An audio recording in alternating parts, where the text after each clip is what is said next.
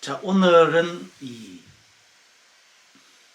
지난 영상에서 제가 이 프랑스 프로방스 지방 여행을 시켜드렸습니다. 그런데 오늘은 다시 중국으로 가서요. 중국으로 가는데 과거로 좀 가보겠습니다. 일종의 역사 소설이 되겠죠.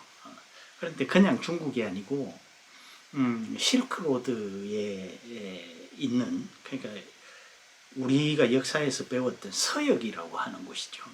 저 중국의 서쪽, 요새 말로 하면 뭐 신장 위구르 뭐 그런 쪽이 될라나요?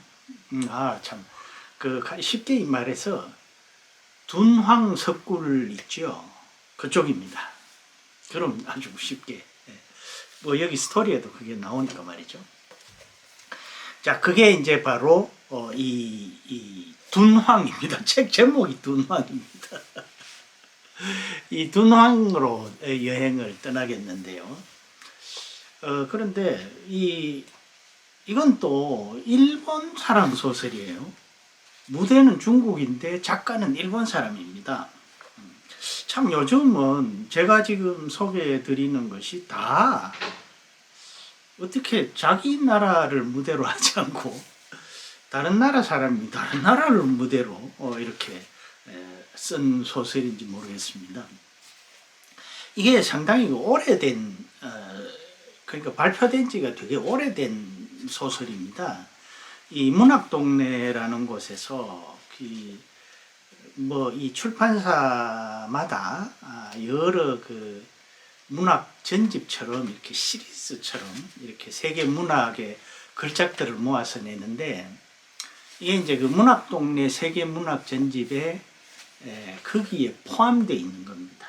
그러니까 일본 사람 작품이지만 그 어떤 세계 걸작선에 들어갈 만한 그런 작품이라는 거죠. 세계 문학 전집 49번입니다. 그런데 이 이노우에 야스시라는 이 사람은 1907년생이니까 굉장히 오래된 사람이죠. 이미 세상을 떠난 분입니다. 그런데 이 사람의 특징은 뭐냐 하면은 문학의 여러 장르를 섭렵했다는 데 있습니다. 소설, 시, 수필, 거기다가 미술평론까지. 어떻게 보면 좀 르네상스적인 인간이라고 해야 하나요? 그런 사람인데, 왜 하필 일본 소설이냐? 이렇게 반문을 하실 분도 계실지 모르겠습니다. 그런데 사실 문학입니다, 그냥. 그러니까 뭐 그런 다른 거 뭐 생각할 필요도 없고요. 자, 어찌됐건 이 본론으로 들어가서 이 책의 무대는 이게 11세기입니다. 11세기. 그러니까 서기 천년대죠. 1100년이 아니라 20몇 년. 지금 딱 시작하는 날에 날짜 연도가 1026년으로 나와 있습니다. 그러니까 이게 중국어로 치면 이제 송나라 때 이야기죠. 그런데 이 주인공은 송나라 사람인데, 송나라 때에 송나라가 무대가 아니고 송나라의 서쪽에 있는, 그러니까 중국이 당시에 오랑캐라고 하는 서하라는 쪽이 무대입니다. 그래서 제가 아까 서두에 둔황이라고 말하면 될 것을 서역이니 실크로드니 이렇게 횡설수설했던 이유가 바로 거기에 있습니다. 자, 그런데 이 소설을 제가 지금 추천을 드리는 것은 첫째로 재밌습니다. 보기도 벌써 이렇게 별로 두껍지도 않지 않습니까? 그래서 아주 이게 뭐라고 할까요? 문학적인 어떤 무게도 있으면서, 보통 이제 노벨 문학상 수상 작가 뭐 이런 그 작품을 읽어보면요 좀 어렵습니다. 사실은 잘 이렇게 쉽게 술술 읽히지 않습니다. 그런데 이건 아주 그 술술 읽힙니다. 그래서 이 책이 불과 한 250페이지 정도밖에 안 돼요. 그러니까 뭐 그렇게 분량이 많지도 적지도 않아 아주 적당하게 그 즐겁게 읽을 수 있는 그런 분량입니다. 우선 그 다음 두 번째로는 역사 소설인데 사실 둔황이라고 하면 뭐가 생각나십니까? 막고금 굴 속에 불상이 모셔져서 이렇게 사원들이 막 돼 있는 그런 게 생각나시죠? 분황이 아니라 참 분황사는 우리나라에 있죠. 둔황 석굴이라고 하는 바로 그거와 관련이 있습니다. 둔황이니까 제목이.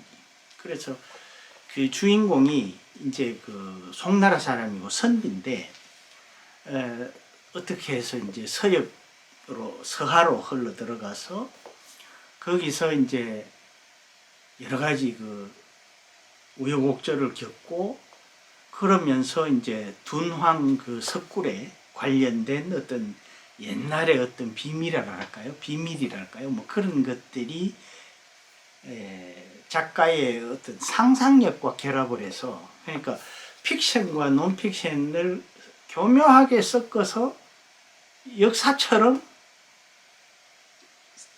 쓴 소설이라는 거죠. 말이 좀 꼬였습니다. 그래서 둔황의 그 유적이라는 가보신 분들은 잘 아시겠습니다만은 저는 못 가봤습니다. 중국은 제가 몇 번 가긴 했는데 가본 데가 별로 없어요. 천진, 텐진하고 베이징 이 정도만 가봤지 갈 때마다 어떻게 일 때문에 가고 이래서 그랬는지 그 베이징을 거의 못 벗어났어요. 그래서 상하이도 못 가봤습니다. 그럼 당연히 둔황 같은 데는 가볼 리가 없죠. 못 가봤는데 이 책을 보고 그 둔황이라는 곳에 한번 참 가봤으면 하는 생각이 좀 들긴 합디다. 저는 전에도 한번 말씀드린 기억이 있는데 중국을 별로 좋아하지 않아서 중국에 아주 가고 싶다는 생각은 별로 없는데 이 둔황은 한번 가봤으면 하는데 물론 이 책에 묘사된 그런 모습은 전혀 없겠죠. 지금 이미 거기도 다 현대화가 돼 있을 겁니다. 그리고 실제로 그 어디선가의 사진을 보니까 전혀 기대할 게 없는 것 같더라고요. 자, 그래서 오늘은 이 둔황이라는 책을 소개를 해드리는데요. 여기에는 전쟁이 있고 사랑이 있고 신앙이 있고 또 한 사람의 어떤 인생의 고비랄까요? 고난이랄까요? 그런 게 이 씨줄과 날줄처럼 이렇게 얽혀서 하나의 소설로 이렇게 만들어져 있는데 요새 일본 소설 하면은 지금 현재는 무라카미 하루키인가요? 그 사람이 국내 독자가 제일 아마 많죠. 그런데 그 무라카미 하루키 작품을 읽어보면 이 사람 진짜 대단한 좀 쉬운 표현으로 쓰면 굉장한 이야기꾼이구나 그런 느낌을 받습니다. 그래서 제가 이제 일본 문학을 많이 접해보지는 않았는데 그 일본에 그런 탄탄한 스토리텔링 능력을 가진 작가들이 많이 있는 것 같습니다. 바로 이 사람이 이노우에 야스시라는 이 사람이 바로 그런 사람 중에 한 사람입니다. 그래서 이 스토리 자체가 굉장히 탄탄하게 진행이 돼서 꼭 무슨 잘 만든 영화 한 편 본 것 같습니다. 그럴 때 더 놀라운 것은 이 사람 둔왕이라는 데를 안 가봤다는 겁니다. 가보지도 않고 썼다는 거죠. 그런데 물론 이제 뭐 한 1000년 전의 이야기니까 그렇겠습니다만은 아주 탁월한 묘사들이 많아요. 그래서 오늘은 시공을 뛰어넘어서 둔왕 석굴도 아마 인류 문화유산으로 지정이 되어 있죠. 그래서 그 시공을 뛰어넘는 여행을 한번 하시라고 이 이노우에 야스시의 둔황이란 책을 소개를 해드립니다. 자, 코로나 집콕 시대 여행만큼 좋은 게 어디 있겠습니까? 집에서 편안하게 맛있는 간식을 즐기시면서 1000년 전으로 가서 둔황 여행 한번 해보십시오. 아주 재밌습니다. 자, 오늘은 일본의 이노우에 야스시란 작가의 둔황이란 작품을 소개를 해드렸습니다. 끝까지 시청해 주셔서 대단히 감사합니다.